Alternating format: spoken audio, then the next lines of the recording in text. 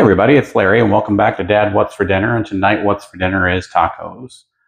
We're going to make tacos. We're going to make our own taco seasoning, and then from there, it's pretty straightforward. I think I might have done a short on tacos before, but I don't think I ever actually went through a whole video. So that's where we're at with this, and let's go ahead and get started.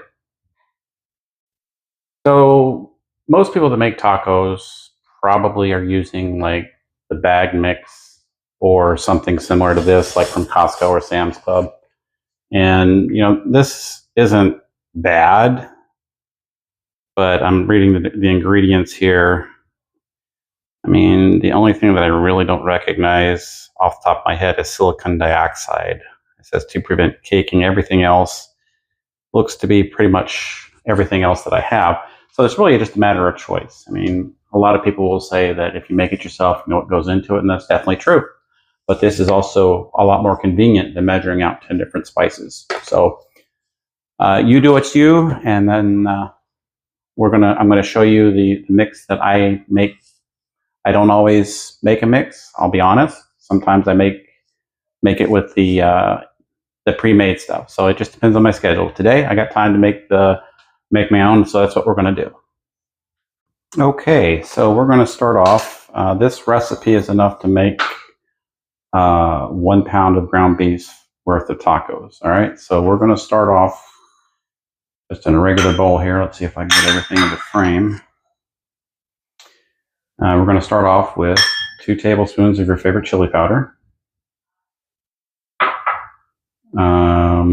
Let's see, then 3 teaspoons of cumin. And then you need 2 teaspoons of black pepper and a half teaspoon of salt. I just have them mixed together here. Then you need a teaspoon of onion powder. And then a teaspoon of dried oregano. 2 teaspoons of garlic powder. And half a teaspoon of crushed red pepper, more if you're into spicier. And then 2 teaspoons of paprika. I'm just using regular paprika. If you had a mind to, you could probably use smoked, but that's not what I'm doing. And then we're going to put in some cayenne pepper, just a little bit, maybe a little more. And that's, again, to your taste. Okay, so then all you have to do with this is just mix it up. Now, if you were going to make this ahead of time, you could. You just wanted to store it in an airtight container, and it would probably last many, many months. Like I said, this amount of seasoning is going to be good for 1 pound of ground beef. And we will get into that in just a minute. Okay, so the first thing we need to do to make the tacos is I always cut up an onion. And I want to stress again, I am not a professional, have no formal training. This is just how I cut up onions.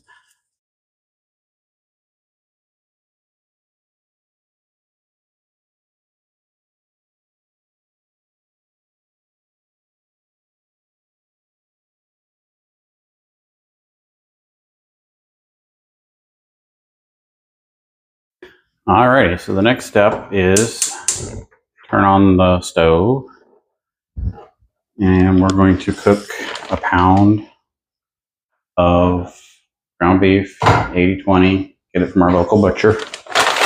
And again, you want to brown it, not just cook it. For those of you that have been around for a while, you know that I have a thing about making sure that you brown the meat, not just cook it. Because you want to have that, if you just cooking the meat to get rid of the pink, you're going to miss out on a lot of flavor. So you want to make sure you get that nice browning on the meat. Okay, so I think I've said this before too, that once you have your meat kind of in the pan and broken up, so to speak, the best way to get that nice charred crust on there is just to leave it sit in the pan. So we're going to go ahead and just spread this out. Doesn't even necessarily have to be broken up at this point. and you just leave it sit. And that's the easiest way to get that browning on there. Also, again, I want to stress I'm not a professional, but you also want to make sure that you have an appropriate sized pan for the amount of beef that you're cooking. Because if you put too much meat in there, what ends up happening is you end up steaming the meat rather than browning it. It'll still be cooked and safe to eat, but it just won't do the same thing. All right, so something else just occurred to me. Like I've heard professional chefs and home cooks alike both say that you should always season your meat no matter what your recipe is. I'm kind of in the camp that it really kind of depends on what your recipe is as to whether or not you season the meat when you're cooking it, right? Like ordinarily, if I was just cooking browning brown beef, or say I don't know. Stroganoff, for instance, I would season it with salt and pepper, maybe some garlic powder or something like that. But since we're going to be seasoning this with the taco seasoning here in just a few minutes, it doesn't make a lot of sense to do that. So I guess, it's your decision, obviously. And again, this is kind of goes back into the difference between a method and a recipe, right? So this is one way of doing it, of course. When you're making dinner for yourself or your family, you do however you want. Okay, so this has been probably about, I don't know, 3 or 4 minutes. Let's take a look. And I'm hoping the camera picks this up. You can see this is brown meat right here, right? And that's what you're looking for. I'm going to go ahead and switch over to the right tool for the job here, my burger chopper. And we'll start chopping this up. Okay, so now that ground beef is pretty well browned and cooked off. And as you can see, I've got it pretty well not minced up, but beat up, diced up, whatever you call it, broken up. I like my taco meat pretty fine. So now I'm just going to go ahead and add my onions in here. Depending on how much fat you have in your beef, you might want to drain the fat off, but I think that we're good here. So we're just going to go ahead and cook this off. And we're going to soften up the onions and cook those. And we'll be ready to add the sauce. Okay, so that's been about 5 minutes. We don't have a lot of color on those onions. We just have them softened up. I think I might have fibbed a little bit when I said that the amount of spice that we mixed up was good for 1 pound of beef. This might be enough for 1.5 pounds because you really just need 1/4 cup of the seasoning. And this is my own little personal hack that I picked up over the years. Instead of putting the seasoning and the water in separately, I put the seasoning into the water and I mix that up.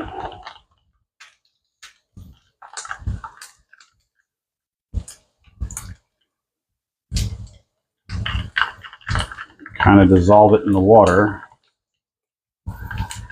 and it makes it a whole lot easier to incorporate all these spices into the meat. And then we're just gonna add that to the pan and give everything a stir. Get everything really well incorporated. And again, that's 2/3 of a cup of water. I don't know if I said that or not, but once you have everything all mixed really well, you're going to turn your heat down a little bit and let that simmer for about 3 to 5 minutes, and this will thicken up a little bit, and we'll be ready for having some dinner. Okay, so I think we're pretty much done here. I haven't decided, but I don't think I'm going to go through a plating here. I think we've all made tacos at one point or another. Anyway, if I decide to do a plating, then we'll do a plating. If not, thank you for watching, and I hope we see you again soon. If you could, go ahead and hit the like button. make sure that you share this video with your friends. That really helps the channel out if you like, share, and subscribe if you haven't. But if I don't see you, take care. God bless. We'll see you on the next one.